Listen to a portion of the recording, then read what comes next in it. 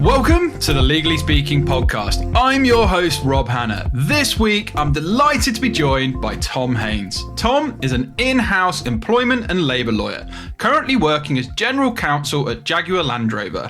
He helps support the effective management of the workforce across multiple jurisdictions. Alongside Tom's impressive practice, he's also the host of the popular legal podcast, You've Been Served, which offers practical advice to law students, law graduates and junior lawyers to help them build a successful legal career. So a very, very warm welcome, Tom.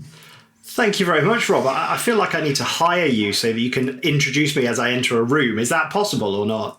Yeah, why not? Why not? It's really expensive though. Just as a heads up. Well, we'll talk after. Yeah, we'll negotiate a deal.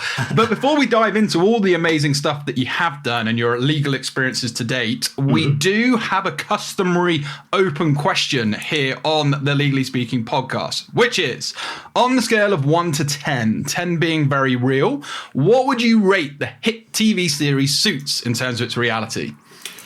So I've been expecting this one because I am an avid listener, as I've said, Rob. So I think some of your guests give it a bit of a hard time. So I'm going to go with like the average score is about a 3, isn't it? So I'm going to go for about a solid 7, I would say. And the justification really is, I think we've got to give them a bit of credit. They've done a bit of research. It feels like a law firm. The rates are about right, aren't they? Extortionate rates. Yeah. They're wearing suits. They look smart. There's a bit of law in there. I identify with Mike a little bit as well, because I do feel my background is sports and exercise science, so I do feel, particularly in the early stage of my career, I was a bit of an imposter in the legal industry, so maybe bumping up a few marks for that. But let's be a bit different. We'll go for a 7, Rob. We'll go for a 7. Yeah, love that. Bit of positivity. Let's get it above 5. So yeah, we'll stick with a 7. You've justified your answer very, very well. So let's start at the beginning, as we like to with all of our guests, Tom. Tell us a bit about your family background and upbringing. Yeah, so I had a very tranquil upbringing, if that's an appropriate word to use. So I grew up in Devon by the coast, very kind of slow pace to life, very, very nice place to grow up, certainly. I stayed there until I came to university. Now, I will admit, I had no intention of doing law whatsoever. I don't know whether this will inspire or deter your listeners, but I had absolutely no intention of doing law until I was about 22. I wanted to be a football manager, of course, who else wouldn't want to be a football manager? Hence me doing sports science and what have you. So I went to university and did my sports science degree, and then I went out into the wonderful world of work and worked as a salesman selling security solutions up and down the country. Unfortunately, it was in the middle of a recession. Yes, exactly. Now, only if I'd spoken to you in advance, Rob, you could have saved me a year worth of pain. That didn't end very well. So at the age of 22 is the first time that I thought, oh, okay, well, maybe I could try this law thing out, and went to do the GDL. I signed up to the GDL 2 weeks before it started at the University of Birmingham, and took from there. But my background, actually, we have no lawyers in my family, but strangely enough, I'm now obviously a qualified lawyer, and my sister is also a qualified lawyer in a large law firm in Birmingham. So I don't know how that's happened, but it has. So maybe it's the Devon air. I have no idea, but there you go. Well, there you go. Yeah, trendsetters for the family, starting the next generation of legal talent through. Hey, well, that's good to hear. Exactly. And Devon, I used to go down there, but then I always used to go down to Cornwall. So are you one of these people who is very, very, it's Devon and we hate Cornwall, or are you one of these people that, accepting of both? I think, given your listenership, I should probably be quite measured in my response here. So, we do get a lot of, I know where Devon is. Yes, it's at the end of the M5, and then we just go straight on to Truro, which is a little bit demoralising in the grand scheme of things. There's some lovely, not that I work for the Devon Tourist Board, but there's some lovely locations down there that I'd strongly recommend visiting. I'm indifferent towards Cornwall. Okay. Is that is my legal response to that question. There we go. Well, let's stick with legal then, because how did you get into a career in-house, and what inspired you to complete your training contract in-house at Jaguar Land Rover? Yeah, it's a great question. It links actually, Rob, into lots of things that I do at the moment, which I'm sure we'll come to. But the first time I thought about law as a career was, as I say, at the age of 22, and I went into the graduate diploma in law to get the conversion course, and all of the material, all of the messaging is channeling you towards private practice firms. Yeah. And that was the direction I was heading. I made all of the training contract applications that you would expect. And it's just by chance, frankly, that I ended up in an in-house setting. And it turns out, actually, that an in-house setting is much better suited to my skill set than a private practice setting would be anyway. But that was only by chance. And it was actually a chance encounter between my tutor and my then boss at a Christmas party. So unfortunately, when students come to me and go, so Tom, how did you get into in-house? What did you do? I was like, well, you need to manufacture a situation where your tutor is speaking to an employer and they need to have a chat about you. Now, very difficult to do, obviously, but what I do say is, there's an element of luck in there. I think everybody needs a little bit of luck to kind of get to where they need to be, but you need to, the way you generate that luck is by maximizing your opportunities. So making sure that people know who you are, networking with the right people. Obviously, I'd spoken to my tutor, a chap called Paul McConnell, who's very well known in Birmingham for placing people through numerous placements. But so my in-house journey, I suppose, started purely by chance. But once I've got in there, and I've been in-house now for 8 years, pretty much my whole career, apart from a couple of reverse secondments I had the other way. And as I say, it really suits my skill set. It's a completely different world. And unfortunately, and I say we may touch upon it later, it's not given enough coverage. So I'm glad you invited me on, because it's just not given enough coverage. And the amount of students I speak to, and they say, the only person I've heard speak about in-house is either you when I've come to do a talk at university or something like that, or the likes of Emma Lilly or Holly Moore on Instagram and things like that. But there's very little information out there, particularly through the kind of mainstream channels. So something that I'm certainly trying to address, because 20% of all solicitors in the UK, I've done my stats before I come on here, Rob, 20% of solicitors in the UK are now in-house, yet there is not 20% of all material is channeled at students going into an in-house environment, I suppose. So. Very, very true. And I think it's wonderful that you are, raising awareness, and educating people. And I know you are exceptionally passionate about in-house, which is wonderful. How is the role of an in-house lawyer evolving? And how far off is it where you'd like to see it? Because I know you've got grand aspirations for transformation in terms of all things in-house. Yeah, look, grand aspirations is a lovely way of putting it. Some people may say deluded, Rob, but we'll go with grand aspirations. So it is, I believe, that an in-house role is a specialism in its own right. And the reason I believe that is from many years of, the last 8 years that I've been in, I've seen many solicitors come in and either get it. So they've come from a private practice world. They either get it or they don't get it. And so it's a completely different skill set that's required. And to flip it on its head, that's no criticism towards my private practice counterparts. If you put me in a private practice law firm, I wouldn't last very long, if we're being honest, because it's a completely different role. And to say you're an in-house lawyer, so you're just a solicitor that works for a company, is, in my opinion, a bit of a lazy definition. And so the way I see it evolving, and this is not a term that I hear very often, Rob, but I think we should talk about it more, is what I call legal business partnering. So the idea of business partnering, about working alongside another team, is well accepted in finance, HR, all of these other kind of more well-developed support functions. But when it comes to legal, we still, for whatever reason, want to be a bit more at arm's length. We'll go, look, we'll give you the advice, we might help you, but we don't really want to get involved in that commercial bit. Now, for me, legal business partnering, and this is how the in-house role is evolving, is you actually support people from an end to end, so all the way through the solution. So you provide the legal advice, you explain how you implement it, because that's key. You then explain exactly what actions are needed. You need to have a meeting, you need to write a letter, you need to contact this governing body, what have you. And then the most important thing is feeding back. And so feeding back, looping that back around, say, right, we did it this way this time, next time we're going to do it better, but for X, Y, and Z reason. And going through that as a business partner, sitting alongside a product development team, an engineering team, or what have you, you can really add value that maybe private practice lawyers can't, because they fall victim to the system, because they're never actually asked at these different stages to get involved. So that's the way I see it developing. That's certainly how I try and operate. Hopefully if you were to speak to people I work with, they would agree. But luckily they're not on this podcast, Rob. But I think that's the way I see it developing. As people come into the business, I work with a lot of, secondees and speak to a lot of other in-house people through networking events, etc. that I hold. That's the kind of ethos that I try and put across. And I say we need to be adding value all the way along the chain, not just at the start to say this is the legal advice and therefore we take in that direction, because the legal advice could change as you go through that process. So that's how I see it evolving. We're not really there yet because the educational bodies don't necessarily teach us in that way. I was still taught in a GDL LPC way all the way through, and I think there needs to be some dedicated, if you're going to go in-house, for example, you get a training contract in-house, then wouldn't it be great on the LPE or now LPC or now parts of the SQE where you actually get in-house dedicated training because it's a completely different skill set.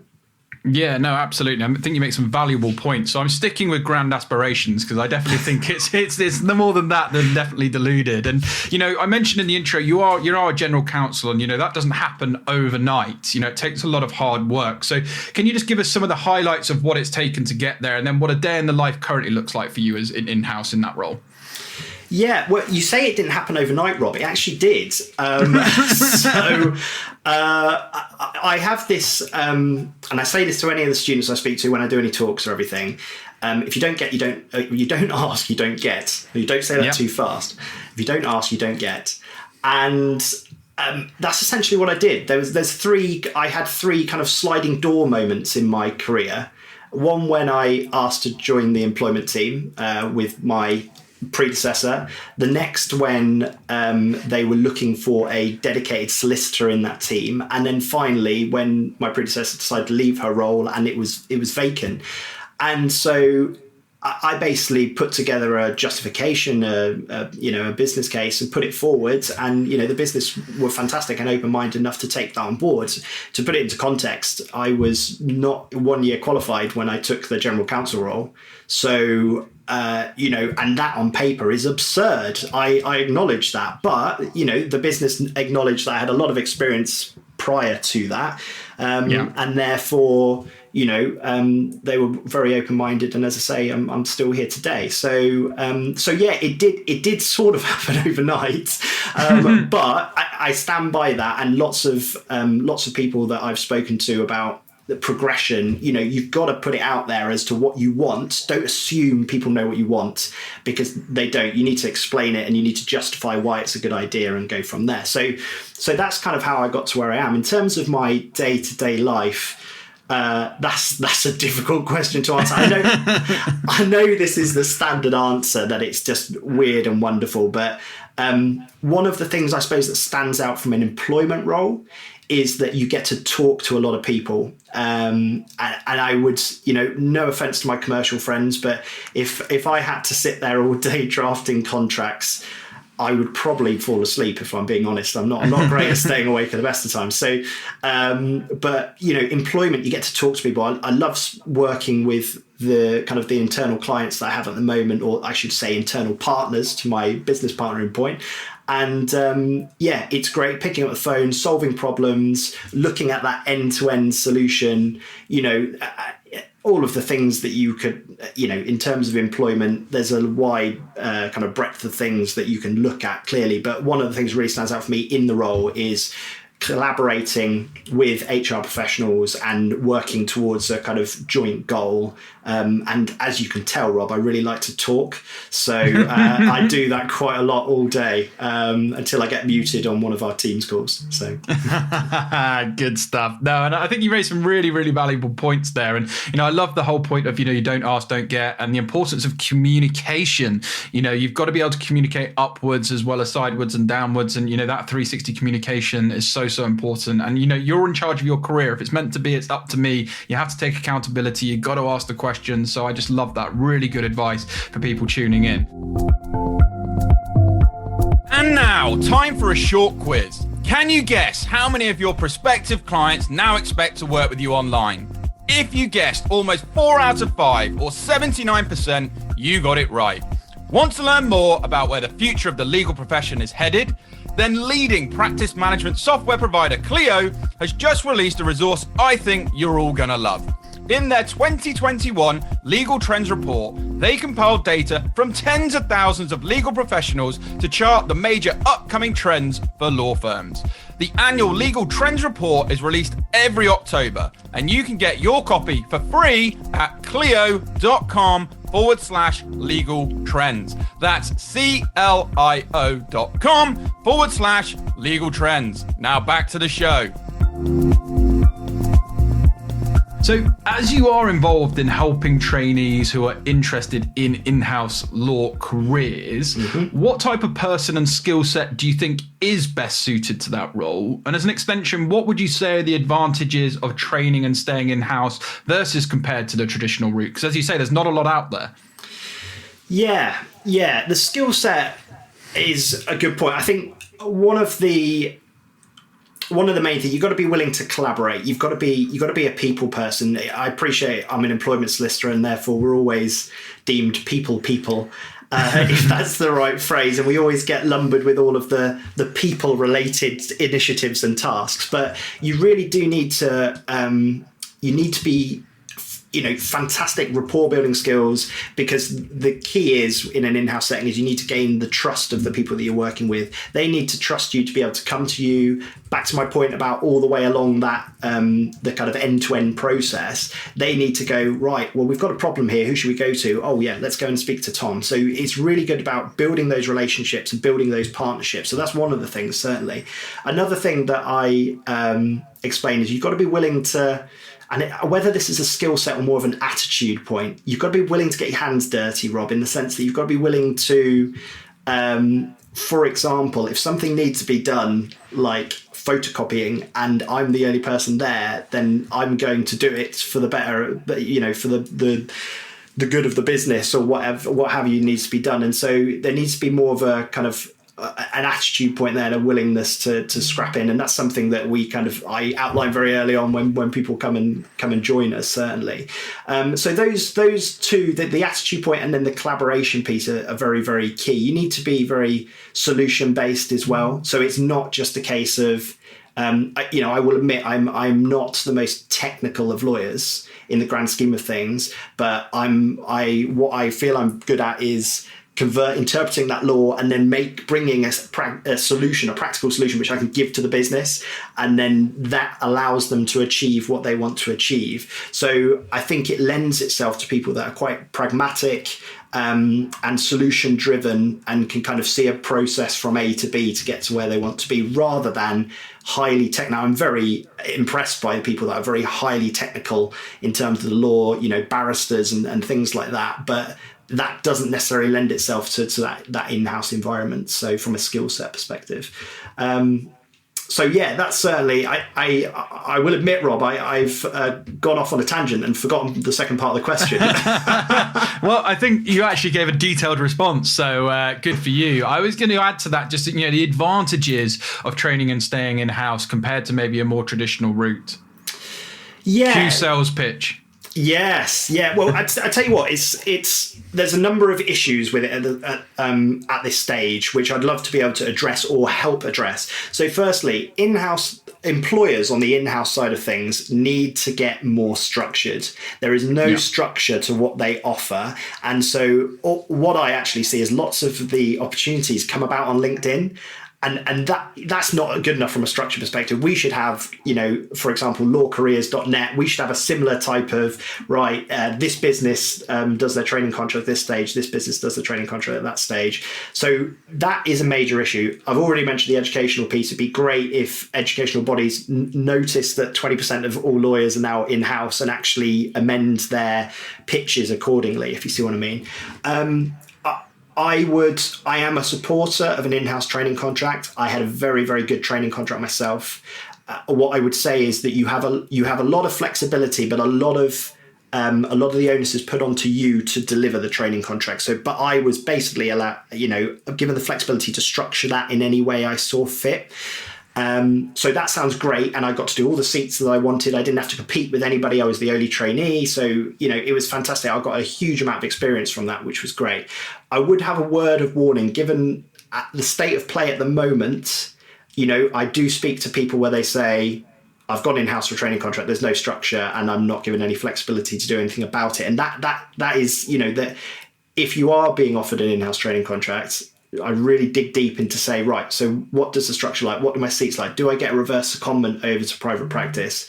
I do think if you want to work in-house ultimately, I think you're better off in the long run starting in-house. I know the standard practice at the moment is go to private practice and come across, but sometimes depending on how long you've been there, it may be difficult to adapt. So I am a strong believer in that, but at the moment, I think it's not there are issues with it because there's no structure, or there's limited structure, and certain employers do it better than others, if you see what I mean, is my view from what I've heard. So Yeah, no, and I really like the fact that you're labouring the point on structure. So hopefully people listening in who maybe do have in-house teams at the moment that are looking at going, yeah, maybe we do need to get our act together and be more structured. So it's a really valuable point because people's careers at the end of the day, we want to make sure they're given the best chance possible with the best foundations for them to be successful and fly. And you've touched on a few points already, but I just want to dig a bit deeper in terms of how can we increase the accessibility for people to train in-house? We've mentioned there's a severe lack of content, and that 20% stat, which I'm going to be verifying after this just to make sure we're bang on. But what other things do you think you would chuck out to people to get them thinking about how we can all work together to increase that accessibility? Yeah, it's a great question. I've touched upon the kind of the different pillars, the educational piece and the employer piece. There needs to be acknowledgement from the employers that actually they do employ a lot of legal professionals, and therefore they need to have some kind of structure in place like the law firms, if you see what I mean.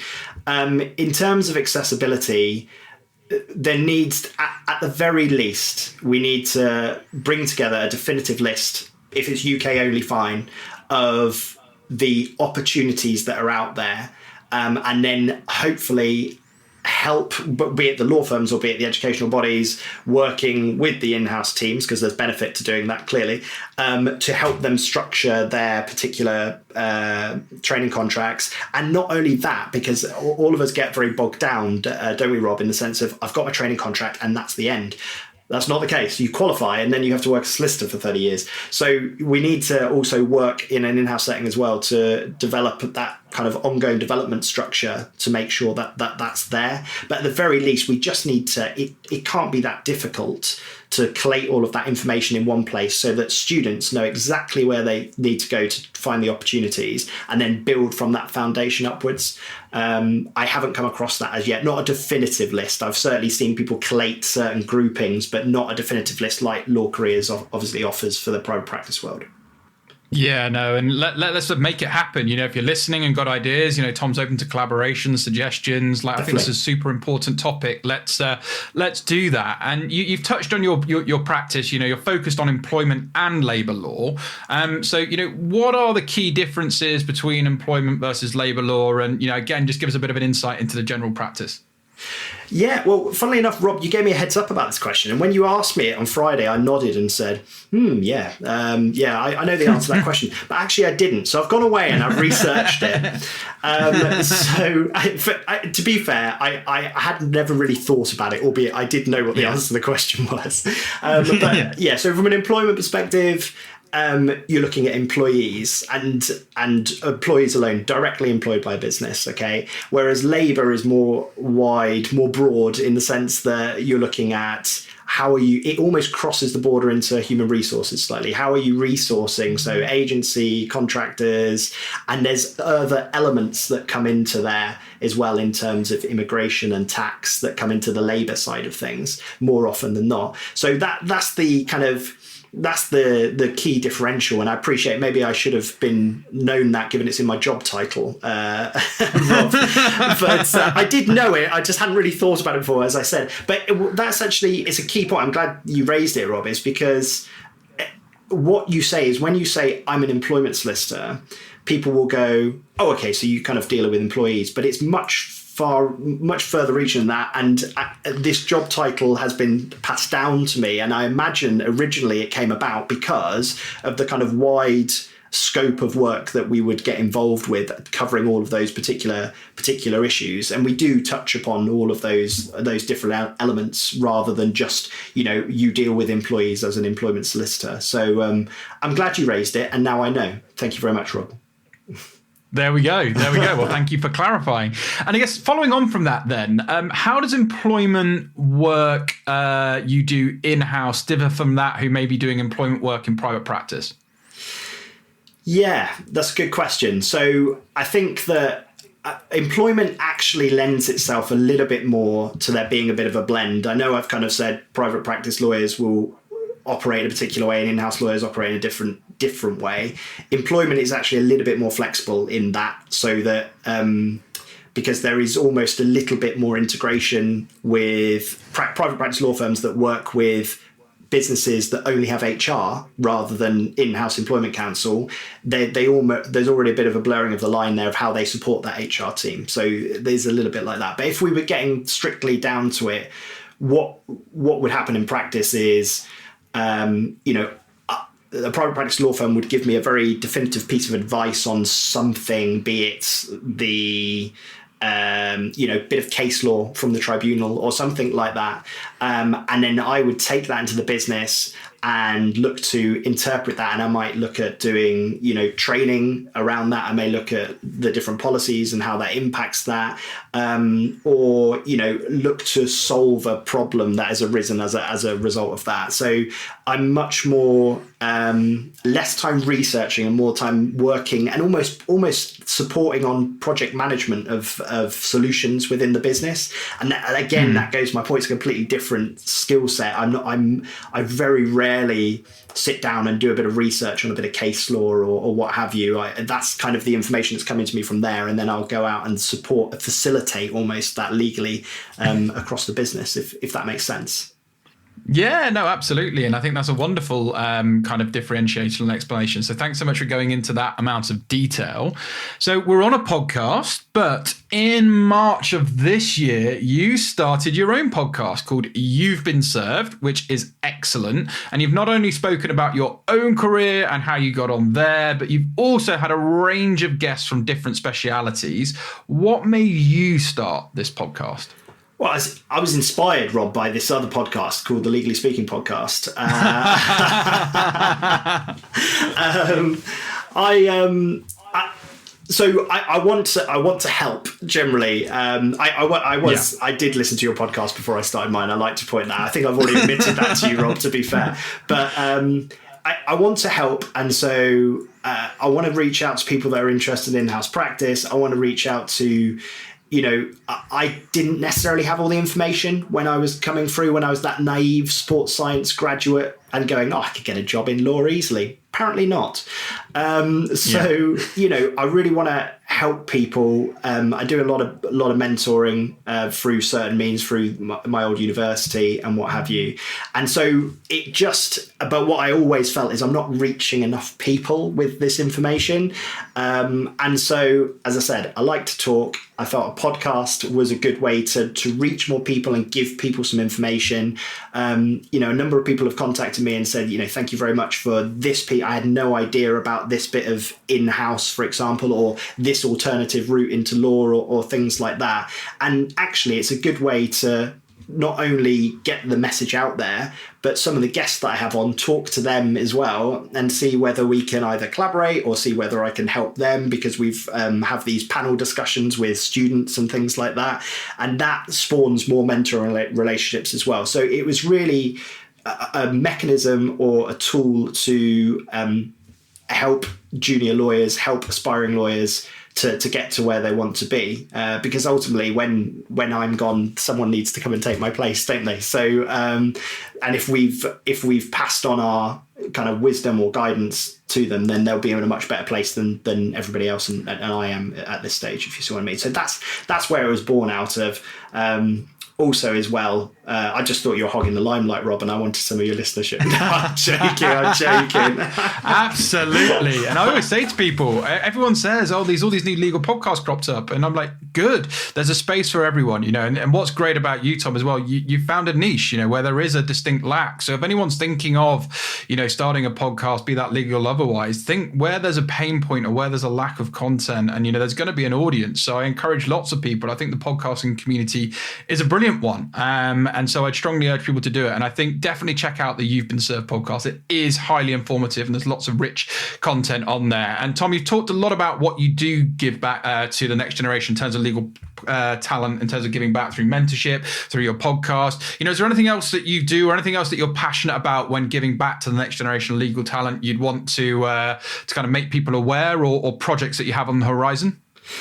Yeah, so I something that I've set up quite recently, actually, it became apparent to me, back to your point about pains, and this may surprise lots of people, there doesn't seem to be any networking opportunities for junior in-house lawyers. And so I get a lot of junior in-house lawyers coming to me, trainees, paralegals as well, coming to me and asking me numerous questions about progression, best practice.